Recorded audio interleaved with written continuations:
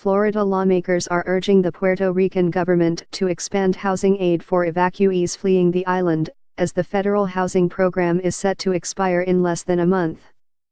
U.S. Rep. Darren Soto, D. Orlando, released a bipartisan letter Wednesday to the Federal Emergency Management Agency requesting an expansion of the federal direct lease program, or a 6-month extension of the temporary sheltering assistance. Puerto Rican evacuees in Florida need housing. Florida needs assistance to support the housing needs of the Puerto Rican evacuees, the letter reads. FEMA's direct lease program, which has been active on the island since October 19, rents vacant units for people displaced by Hurricane Maria. The program pays the monthly rent of qualifying families for 18 months, minus utilities, FEMA spokesman Daniel Largas said. "We're going one step further, we can't wait any longer," said Soto, who stressed his office has been in talks with Puerto Rico Gov. Ricardo Rossello to expand the federal housing program to Florida for the past 3 weeks, to no avail. As a designated host state, Florida doesn't have the authority to request this aid directly from FEMA, Largas said. It must be requested by the Puerto Rican government and expanded into Florida. Puerto Rico has different issues than the state of Florida, Soto said. There's a concern on the island that this will encourage people to stay in Florida, but we have to do something about it. Rossello's office could not be reached for comment.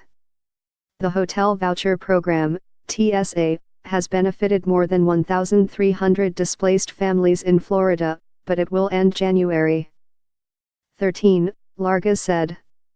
Gov. Rick Scott said he's committed to helping the thousands of people displaced by the hurricane.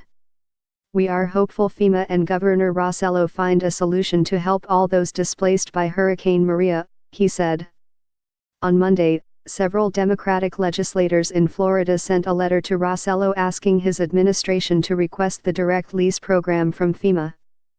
"We have been meeting and working with state emergency management officials for months, but many of the programs available under FEMA can only be approved if the government of Puerto Rico asks for them to be implemented," said Sen. Victor Torres, D. Orlando. Rep. John Cortez, D. Kissimmee, Rep. Robert Asensio, D. Miami, and Sen. Linda Stewart, D. Orlando, also signed the letter.